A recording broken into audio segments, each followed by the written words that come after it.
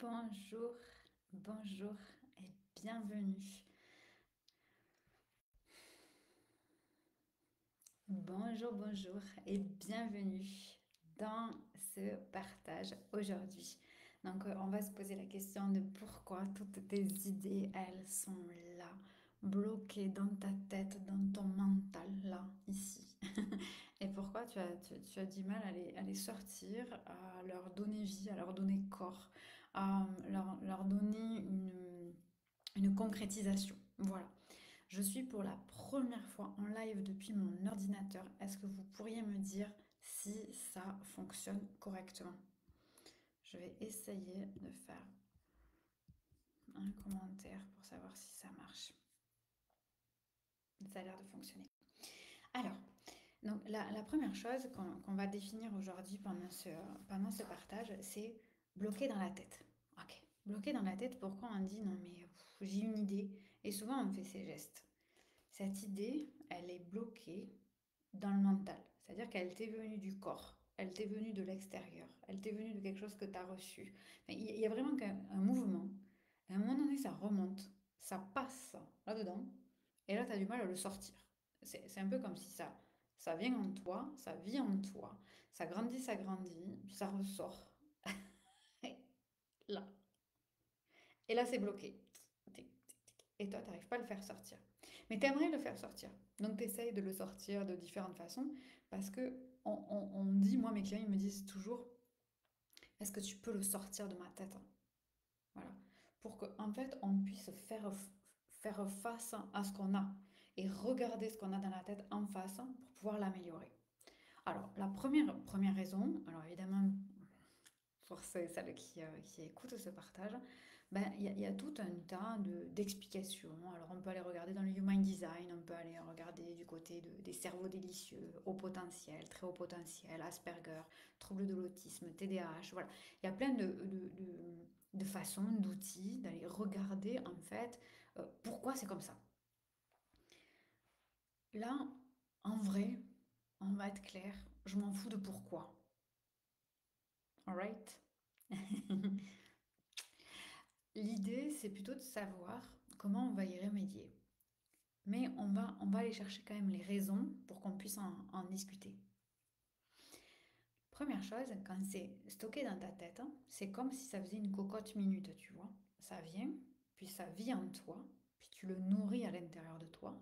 Plus tu le nourris, plus ça grandit, puis ça commence à bouillonner, bouillonner, bouillonner, et puis au bout d'un moment, ça bout à tes lèvres là. Et du coup, il te faut le sortir. Il te faut en parler. Et là, ben, première idée génialissime que nous avons, c'est d'en parler à la première personne de confiance qui se trouve là au moment où ça bout jusqu'à te sortir de la bouche, tu vois. Mais cette personne-là, elle est peut-être pas disponible, elle est peut-être pas la meilleure personne, elle est peut-être pas à même de comprendre l'idée qui est en cuisson, ok? Et, euh, et donc, elle est peut-être pas capable ni d'entendre l'idée, elle n'est pas capable peut-être, de comprendre l'idée. Elle n'est pas capable de réceptionner l'idée, c'est-à-dire qu'on la pose sans rien dire. Réceptionner. Je prends l'idée, mais je n'évoque rien, de le réceptionner l'idée. Et elle est peut-être pas capable de la traduire. J'essaye de trouver chaque fois les bons mots. Elle n'est peut-être pas capable de traduire cette idée. Ok. D'ailleurs, c'est ton problème. Tu as le même problème.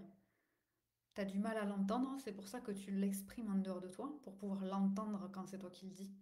T'as du mal à la comprendre parce que tu définis mal les bords, tu vois, où est-ce que ça commence, où est-ce que ça s'arrête, jusqu'où, jusqu'à quand, voilà. Du mal à la réceptionner, c'est-à-dire à la poser et ne pas l'y toucher parce que tu la nourris. Et t'as du mal à la traduire. La traduire en quoi? En quelque chose de concret. C'est justement notre problème. Ok. Donc la première solution que tu as trouvée, on arrête ça tout de suite, hein, on va pas passer 10 ans pour faire ce partage, c'est une mauvaise idée. Ok. On n'en parle pas à la première personne de confiance qui nous tombe sous la main.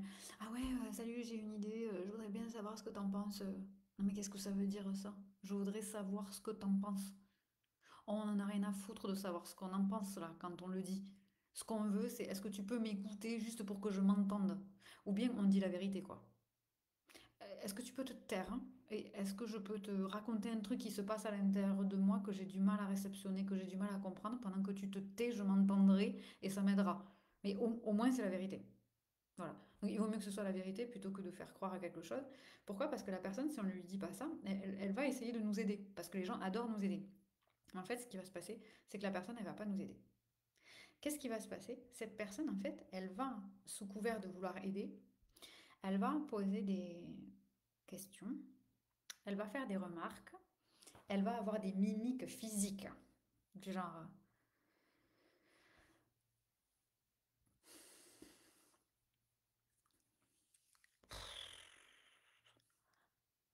voilà. Et alors là, du coup, toi, avec le verbal, le non-verbal, tu vas te dire, ah oui, je savais que c'était un peu chelou, quoi. Je savais que, ouais, j'aurais pas dû le dire. Je savais que c'était pas clair. Et là, qu'est-ce qui va se passer? À ce moment-là, tu vas venir nourrir ce sur quoi tu te maltraites déjà. Bah oui, oui, sur les faiblesses, hein, tu vois, il y a comme des petits trous là, et toi tu vas venir les nourrir pour les combler, pour que ce soit bien plat. Voilà, ok. Donc tu vas nourrir tes doutes, hein. Tu vas nourrir ce qui n'est pas terminé en toi, ok? Donc, mauvaise idée.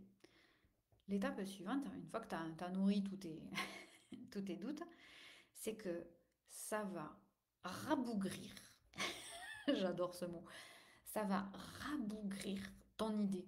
Cette conversation, elle va rabougrir ton idée. Elle va la faire devenir plus fade, plus terne, plus petite, encore plus chaotique, encore moins compréhensible de toi-même, encore plus euh, intangible. C'est comme une tache d'huile, quoi. T'es arrivé et t'avais ça de tache d'huile, t'en parles avec cette personne, et puis t'as l'huile, putain, tu te dis, putain, mais il y en a partout en fait de ce truc. Voilà. Et donc, cette idée, elle est souvent rabougrie, voire même abîmée. Mm. Et quand ton idée, elle est rabougrie, elle est abîmée, tu vas peut-être en vouloir à la personne d'avoir rabougri cette idée, alors que c'est toi qui en a parlé quand même. Donc tu es quand même un peu responsable du truc. Mais en fait, cette personne, elle est aussi responsable d'avoir dit ou fait ces choses-là, ok? Et, euh, et quand ton idée, elle est rabougrie, elle est ternie. C'est comme si elle était abîmée. C'est comme si tu étais un enfant, tu vois, et que tu avais un super beau jouet. Et puis, il y avait quelqu'un qui te l'avait pris, mais parce que tu le lui as donné aussi, et qui te l'avait abîmé.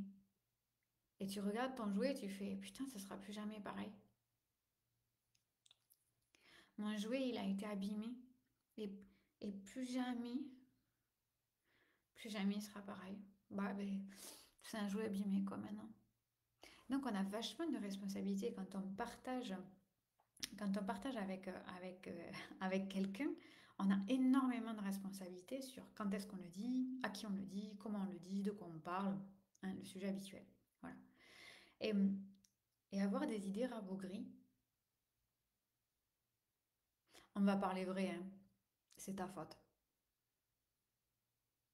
Mm. Et je vais aller plus loin. C'est ta faute d'en avoir parlé à cette personne, à ces personnes-là, à ce moment-là. Pleinement ta faute. Et, et c'est ta faute parce que ta responsabilité, elle est de mettre cette idée, ces concepts, même chaotiques, même bordéliques, même moches, même tout ce que tu peux définir, dans un écrin sécurisé. En fait, c'est comme si c'était une idée, un concept qui te venait de Dieu. Ok? Et ta responsabilité, c'est de dire ok, et je protège. Je protège ça. Et en fait, le mouvement, c'est quoi? Je le protège et je continue à le nourrir. Je ne l'enferme pas. Je le protège. Et, et donc, quand on protège, on ne le donne pas à tout le monde le jouer.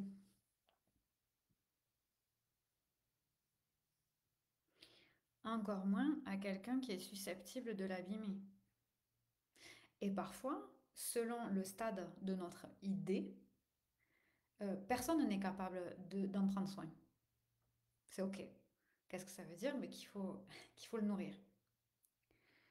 Là, je vais aller un cran plus loin, citer cerveau délicieux. Le problème, c'est que des idées comme ça, t'en as plein. C'est pas la première fois. Avec des trucs qui ont marché, des trucs qui n'ont pas marché. Et les gens autour de toi, ils disent: Oh, encore une idée. Non, en fait, on a 150 par semaine. Je sais pas si vous vous souvenez, j'avais partagé un jour un post, ma fille qui m'a dit j'espère que tu as du gras dans le cerveau parce que sinon dans ta tête ça doit grincer. Depuis, je nourris le gras dans ma tête pour que ça puisse ne pas grincer entre toutes mes idées. Et du coup, il y a une espèce de jugement que tu entends et qui est ouais, tu as plein d'idées, ce qui est vrai, puisqu'on est comme ça. On est être et on est naître comme ça. Et donc il y a une sorte de jugement, ah oui, mais j'ai plein d'idées, mais et là, tu refais pareil, le mouvement de nourrir les trous, de nourrir tes propres doutes. Ouais, mais il n'y en a quand même pas beaucoup qui ont marché. Il n'y en a quand même pas beaucoup qui ont marché. Et donc, pourquoi cette idée-là, elle marcherait? Et donc, dans ce système, il n'y a rien qui peut marcher. En fait, dès le départ, c'est une grosse connerie, quoi. Tu vois, genre, à un moment donné, on va se le dire, c'est une grosse connerie. Et tu l'as fait par le passé, je l'ai faite par le passé, stop, c'est bon, c'est bon. On est des grandes personnes, on a plus 3 ans, on protège l'idée jusqu'à ce qu'elle soit, suffisamment cuite pour pouvoir en parler à quelqu'un de confiance, ou deuxième possibilité, c'est d'en parler à un cerveau similaire, capable de, ce qu'on a dit tout à l'heure, entendre, comprendre, réceptionner et traduire. Ça, c'est un peu le minimum syndical, quoi. Tu vois, c'est genre, t'achètes une voiture. Bon, ça, je suis pas fan de voiture, donc je vais pas m'embarquer dans des grandes explications, mais tu t'attends à avoir un volant, des roues, des sièges et une carrosserie. Voilà, c'est le minimum pour que ça fasse une voiture. Ben, le minimum quand tu as une idée et que tu es en charge, tu es gardien de cette idée, tu es gardienne de cette idée et tu es en charge de sa protection, ben, c'est d'en parler à une personne qui soit au minimum capable de ça. Voilà. Et, et en fait, ce que je vois, c'est la dernière partie, c'est quelqu'un qui peut entendre, comprendre, réceptionner et traduire. Et en fait, là où le bas blesse, et ça c'est la solution, c'est qu'il y a très peu de gens qui sont capables de traduire et de passer de l'idée à quelque chose de tangible. Un stylo, un agenda, un podcast, un site web, une page de vente, un oracle, un livre, un cahier de journaling, un mouvement, un séminaire, une retraite, une offre, un produit industriel, un processus de vente. Il y a énormément de gens qui ne savent pas passer de l'idée au produit fini. Alors, pourquoi? On va l'expliquer rapidement. Déjà, ça c'est une compétence. C'est une compétence. Voilà, moi je sais pas faire de la plomberie, j'ai aucune compétence là-dessus. Bon, je sais à peu près que quand tu tournes, ça va tomber vers le bas, mais ça s'arrête là, quoi. Ok. Bon, mais un mec qui me regarde aujourd'hui, qui est plombier, ou un mec, une nana qui est plombier, plombière, il va se dire, eh, putain, la fille, elle est pas aidée, quoi. Et oui, et c'est à ce niveau-là, c'est sûr. Donc déjà, chacun ses talents. Mais du coup, ne mets pas ton idée entre les mains de quelqu'un qui va pas savoir traduire. Parce que sinon, ça sert à quoi?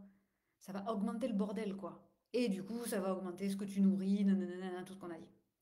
Donc traduire, ça veut dire quoi? Ça veut dire, ok, je t'entends. Et là, je peux prendre un stylo. Là, je peux prendre un stylo. Et je peux dessiner ton idée. De sorte que toi, tu puisses la voir en dehors de toi. Voilà. Je donne cet exemple-là. Donc vous allez voir un architecte, hein, vous dites ouais, alors moi j'ai une maison mais elle est un peu petite. Ça veut dire quoi petit? 50, 30, 20 mètres carrés, 18, 9 mètres carrés, 125 mètres carrés, 250. Moi par exemple on habite en Dordogne, une petite maison c'est 180 mètres carrés. Ah bah oui, toutes les maisons sont immenses, on a plein d'espace. Nous ici quand on est arrivé on a demandé un petit jardin, on a un demi-hectare. Et oui. Et ah ben, tu vas dans une autre région, c'est différent. Donc petit ne veut rien dire. Donc l'architecte, qu'est-ce qu'il fait? Il est obligé de te questionner sur la situation que tu vis et là où tu veux aller. Pour pouvoir en fait passer de ce qui fourmille dans ta tête à un dessin. Voilà. Et, et donc ça nécessite de le dessiner. Mais pour le dessiner, il faut avoir des compétences aussi. Des compétences de, là dans mon exemple, de dessin. C'est-à-dire que l'architecte, il est capable d'avoir un ordinateur avec un programme informatique ou d'avoir de l'or entre les mains pour savoir bien dessiner, pour que tu te rendes compte des volumes, etc., etc. Donc ça demande qu'il ait une technique. Mais ça demande qu'il soit tellement bon sur la technique qu'il s'est défait de la technique pour pouvoir te faire le dessin, parce que sinon il serait collé à l'écran en train de dessiner, il n'écouterait rien à ce que tu dis. Donc quelqu'un qui sait traduire, c'est quelqu'un qui au préalable a appris la technique, a expérimenté la technique, a passé du temps là-dessus, pour pouvoir s'en détacher. Genre, c'est même plus une question du programme sur l'ordinateur, c'est même plus une question d'avoir les compétences de dessin, ça c'est normal. Ça fait partie du normal. Tu vas voir un architecte, tu lui dis pas vous savez vous servir du programme de dessin sur votre ordinateur? Bah non, pour toi ça fait partie du paquet, ok? Donc quand tu as une idée, va voir le bon paquet quoi, tu vois ce que je veux dire? Et donc le fait de le dessiner, ça veut dire que c'est quelqu'un en face de toi qui a suffisamment de technique pour s'en être totalement détaché. Et du coup, pendant qu'il t'écoute, l'architecte, il dessine. Il dessine ta vision. Alors, comme moi, je m'adresse à beaucoup à des entrepreneurs, et il y a un amalgame, la vision, le machin. Bon, bref. Donc, on va y revenir ici. La vision, c'est ce que tu dis, ce que tu racontes. La vision d'un entrepreneur, elle se fait à plusieurs niveaux. Elle se fait la vision que j'ai de ce que je fais avec mes clients. La vision que j'ai, c'est moi ce que je fais en tant qu'entrepreneur.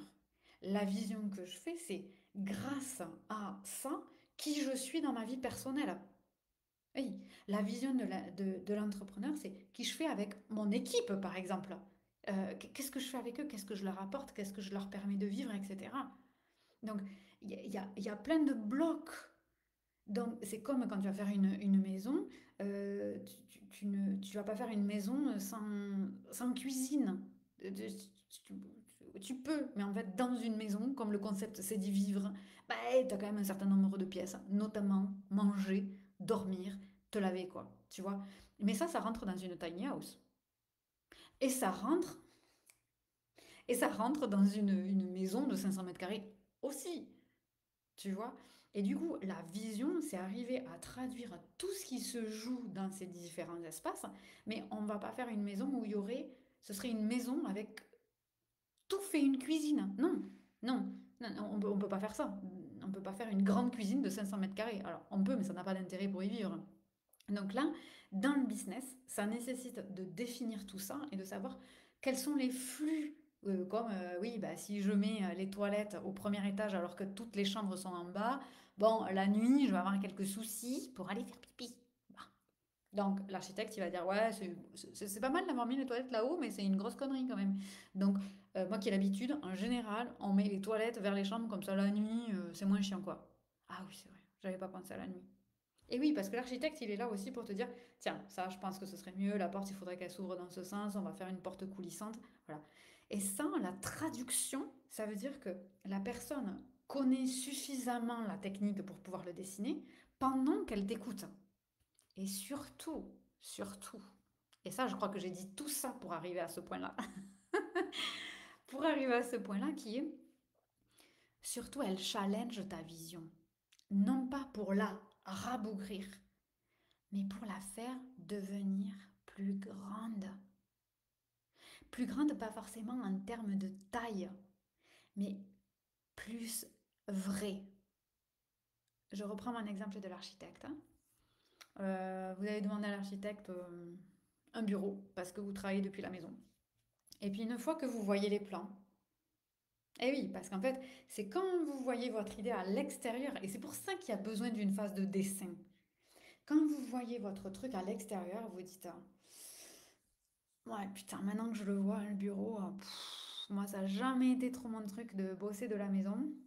Bah alors, c'est vrai que là, depuis 5 ans, je bosse de la maison, mais bon, franchement, moi, mon truc, ce serait vraiment de plus bosser à la maison, quoi. C'est l'horreur, j'arrive pas à faire la différence, gna gna, avec la famille, ma femme, elle me dérange, c'est chiant, les enfants, ils gueulent, non. Ah ouais, alors attends, on avait prévu 14 mètres carrés de bureau. Ouais, effectivement, ça nous fait gagner 14 mètres carrés, qu'est-ce qu'on peut faire? Et du coup, là, on parle de quoi? De l'art de vivre. On ne peut pas se passer, quand on fait l'architecture d'une maison, de l'art de vivre, de comment on va y vivre.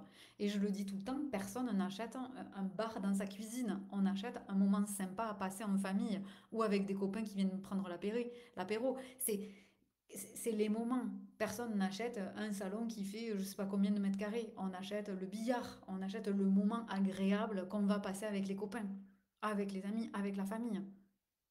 Et donc, quand on le transpose ça à l'entrepreneuriat, c'est comment on veut vivre. Comment on veut vivre notre vie entrepreneuriale, créative, spirituelle, personnelle, familiale.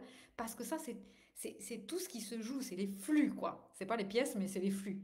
Et les pièces, c'est quoi? Ça va être ce qu'on fait dans notre entrepreneuriat, nos offres, ce qu'on vend, avec qui on est, combien de temps on passe avec qui. Et tout ça, c'est pour ça que moi, je ne travaille pas dans mon architecture. Quand je dessine l'architecture, je ne peux pas dire, voilà, j'ai un certain nombre de mes clients qui sont en live là, je ne peux pas dire que je travaille sur le business, parce que c'est beaucoup plus large. Je travaille sur l'entrepreneuriat, le processus d'être entrepreneur. Et quand on agit sur le processus d'être entrepreneur, on agit sur l'entrepreneuriat, on agit sur une partie de l'entreprise, on agit sur ce qu'on vend, à qui on le vend, comment on le propose, comment les gens le vivent dedans, comment nous on le vit, le rapport avec la famille, le rapport... Mais c'est tout ça, c'est l'art de vivre en tant qu'entrepreneur. Et du coup, ce que je voulais dire par là, c'est que quand on est architecte comme moi je le suis et qu'on conçoit ces espaces de vie, il y a quelque chose qu'on fait, c'est rendre la vision plus grande pour la réinterroger. Et moi, ma grande passion, mes clients le souligneront, c'est d'aller réinterroger pour être sûr qu'il n'y a rien qui appartienne à quelqu'un d'autre. Voilà. Parce que depuis les réseaux sociaux, et moi j'ai vraiment vu une différence, ça fait 12 ans que je suis entrepreneur, et la recrudescence de l'utilisation des réseaux sociaux chez les entrepreneurs accentue le mal-être. Ça, j'enfonce une porte ouverte, tout le monde est au courant, mais surtout accentue des espèces de modèles qui viennent de l'extérieur, des espèces de mots, des phrases toutes faites, des langages, des... bon, voilà.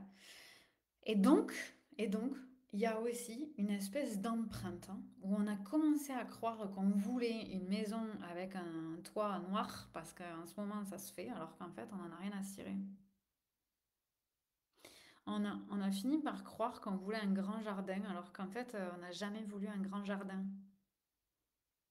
On a fini par croire, en regardant ce que faisaient les autres et en pensant qu'en ayant ça, ça changerait quelque chose pour nous. On, on a, on a tout mélangé. Et donc ça, moi, quand je fais ça et quand j'expense, comme tu dis Damien, quand j'expense la vision, c'est pour aller réinterroger ce qu'on a toujours raconté, le narratif. Je m'installe dans mon petit narratif que je répète à tout le monde. Voilà, voilà, depuis 8 ans, je dis toujours pareil. Voilà. Donc on réinterroge le narratif, voir ce qui est vrai de ce qui est plus tout à fait vrai parce qu'on est des grandes personnes. Et ensuite, on réinterroge ce qu'on a chopé des autres, hein, alors qu'en fait, en vrai, on n'a jamais eu ce vocabulaire, on n'a jamais eu ces envies, on n'a jamais eu cette direction. En fait, on a fait ça, mais on se demande un peu pourquoi. Voilà. Et c'est d'aller faire comme l'espace avec le bureau, c'est de dire, tu m'as dit que tu voulais ça, maintenant que je te le montre et que je te le dessine, est-ce que c'est ça que tu veux? Hmm. Ah ouais, maintenant que je vois un bureau de 14 mètres carrés, je me dis que putain, bah, j'aurais préféré une cave à vin. Ah, ok. Du coup, on fait quoi? Ouais, parce qu'en fait, j'ai jamais voulu travailler à la maison. Ah. Donc en fait, peut-être qu'on va créer une alcôve avec un placard magique, ça s'ouvre et on peut avoir un bureau ou un mute lab qui permet d'avoir une petite cabine hyper moche, mais où c'est insonorisé. Enfin, il y a plein de solutions. Et l'architecte, il est là pour quoi? Pour apporter la solution technique au problème. Ça, c'est mon job, apporter la solution technique en disant arrête d'utiliser ça, on va utiliser ça à la place et ça répond à ta demande. Et le bureau, au lieu de faire 14 mètres carrés, on le supprime et on fait une super cave à vin qui fait peut-être 14 mètres carrés, mais peut-être qu'il en fait 8, qui nous permet d'avoir un espace où on peut goûter le vin avec la bibliothèque. Ok. L'architecte, il ne peut pas se passer, on ne peut pas dans l'entrepreneuriat, en tout cas dans le métier que moi j'exerce avec mes clients, je ne peux pas me passer de tout ça de vous. J'ai besoin de faire grandir votre vision pour aller jusqu'à la vérité. Et ça demande un mouvement qui est d'élever la conversation. Et moi, je suis payée aujourd'hui pour élever la conversation sur l'art d'être entrepreneur, qui comprend tout un tas de questionnements sur l'héritage qu'on laisse au monde ou qu'on ne laisse pas, les modèles de réussite qu'on propose ou pas, le type de vérité qu'on délivre ou pas.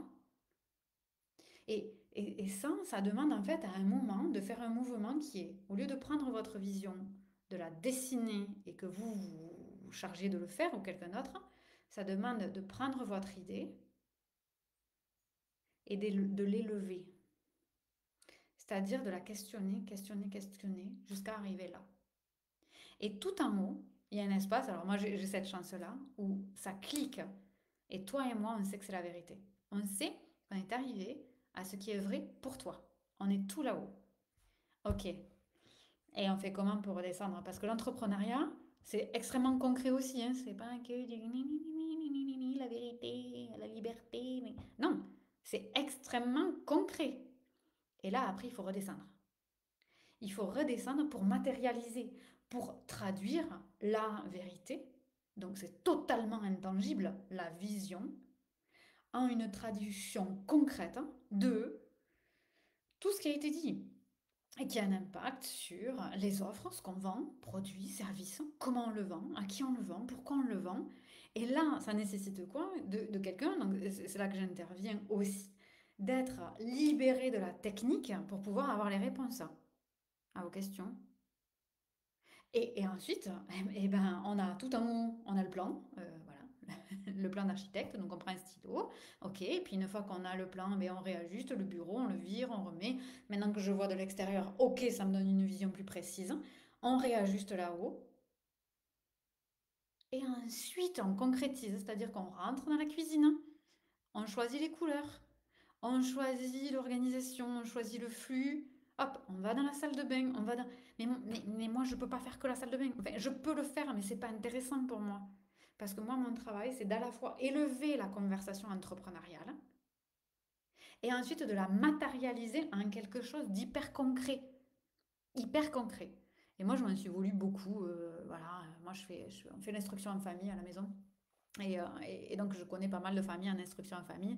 Et dont les parents ont des métiers qu'on peut très facilement partager avec les enfants. Je pense notamment à Florian qui se reconnaîtra, qui est agriculteur. Voilà. Et du coup, ben, c'est hyper facile parce que quand il fait son métier, ben, il peut embarquer ses enfants pour faire la même chose. Et des gens qui sont maçons, plombiers, ben, c'est super parce qu'avec les enfants, vraiment, on peut le partager. Il y en a qui font de l'élevage. Voilà, on peut aller voir les vaches, les veaux. Enfin, voilà. Et moi, je me suis toujours dit, bah, c'est hyper chiant parce que moi, c'est très difficile de partager ça avec mes enfants ou avec des enfants parce que tout se fait sur l'ordinateur. Et moi, ma matérialisation, elle est numérique. C'est-à-dire que j'ai la capacité d'élever la conversation, de choper la vision et quand on redescend, de le matérialiser par quelque chose de numérique. C'est là où je suis la plus forte. Voilà. Et là, je suis hyper rapide. Pourquoi? Parce que je me suis défaite de la technique, puisque la technique, ça fait 20 ans que je travaille en technique. Voilà. Et ça, c'est pendant que je le fais, je t'écoute. Voilà. Et j'ai l'exemple d'un client. Le dernier jour où on a travaillé ensemble, je me suis dit, oh, je vais lui faire une surprise, je vais lui faire son site internet. Le dernier jour. Le dernier jour, c'était comme ça. Pourquoi? Parce que Je me suis extirpée de la technique parce que je la connais. Mais l'architecte, normalement, c'est pas celui qui va vous monter les murs. Ok? Lui, il va vous dire, je te fais une feuille de route, hein, et puis tu dis à ton maçon de faire ça, tu dis à ton plombier de faire ça, tu dis machin. Ou bien, ben, c'est lui qui demande à ses gens de le faire, et après, il y a un maître d'œuvre ou d'ouvrage qui va faire le suivi sur le chantier. Ok. Et ça, c'est tellement important quand vous êtes bloqué dans votre tête d'en parler à quelqu'un qui a la capacité de vous dessiner avec un papier et un stylo l'architecture en élevant, avant toute chose, vous l'aurez compris, la conversation. Et une fois qu'on a élevé la conversation, quelqu'un qui soit capable de la redescendre, la conversation. Parce que l'entrepreneuriat ne se nourrit pas que de liberté, de paix, de souveraineté. Oui, ça se nourrit comme intention. Et ça, c'est hyper important de le définir parce que c'est la raison pour laquelle on va faire toutes les actions. Mais c'est pas que ça. C'est aussi quelque chose d'extrêmement concret. Donc à la fin, on a un site web, on a un podcast, on a un machin. Mais en vrai, au début, on ne sait pas ce qu'on va avoir. On ne le sait pas et ça n'a pas d'intérêt. Ça n'a pas d'intérêt parce que sinon, en fait, on prend un maçon. Si tu te dis, bon, ben, en fait, moi, j'ai déjà dessiné, j'ai une idée très claire et machin, t'es pas bloqué. T'as une idée, tu l'as dessinée, tu vas voir un maçon, tu lui dis, tu me fais ça, je veux 7 mètres, 14 mètres, et il te le fait. On a besoin d'un architecte quand on a des idées, qu'on a du mal à concrétiser, et où on a besoin de quelqu'un qui élève la conversation pour pouvoir définir ce qui se joue vraiment, et ensuite la matérialiser. Ah, c'est important, hein, cette conversation. Hmm. Voilà. Donc vous me partagerez ce que vous avez capté là, de nouveau comme nouvelle perspective. Les perspectives m'intéressent, les nouvelles visions. Voilà, m'intéressent. Et ensuite, je vais conclure ce live en vous disant que cette année, j'ai décidé de vraiment me focaliser sur 8 personnes maximum. Je travaille en one-to-one. Ça nécessite toute ma pleine énergie. Voilà. Et pour me focaliser sur chaque projet, j'ai décidé de prendre 8 personnes maximum. Voilà. Donc, du coup, il me reste de la place. Pas beaucoup, mais un peu pour que je puisse en parler. Je serais ravie de mettre à disposition mes qualités d'architecte et de conceptualisation de votre entrepreneuriat, l'art d'entreprendre. Comment on fait pour travailler avec moi? C'est assez simple. Tu me contactes sur Messenger, tu me dis la maison que tu habites et là où tu voudrais aller. Donc cette image évidemment, c'est-à-dire où tu en es aujourd'hui et qui te convient plus, et quel switch tu voudrais faire, à quoi tu voudrais passer. Voilà. Donc ça, tu me le dis. Moi, j'ai simplement besoin, pour travailler avec moi, il y a simplement besoin que tu sois excellent, excellente dans ton métier. Voilà. À partir de là, on peut tout faire. Mais j'ai besoin que tu aies quand même une certaine expérience. En général, je dis que mes clients, ils ont entre 8, 10 ans et plus d'expérience professionnelle sur leur métier, même si ce n'est pas dans l'entrepreneuriat. On peut avoir une expérience métier dans une entreprise et vouloir en sortir pour être entrepreneur. Voilà. Donc ça, j'ai besoin de ton expertise. Tu viens à moi, tu me dis sur Messenger où t'en es, où tu veux aller et on va travailler sur ça ensemble. Ou bien tu vas directement sur mon site internet, je vais mettre le lien dessous, tu cliques, tu prends ta place et on peut commencer la première semaine de mars. J'ai de la dispo à partir de ce moment-là. Tu peux payer en ligne, payer par virement et je propose de payer mensuellement sans aucun frais. Voilà. J'attends ton message, je suis disponible pour toi début mars. À très bientôt.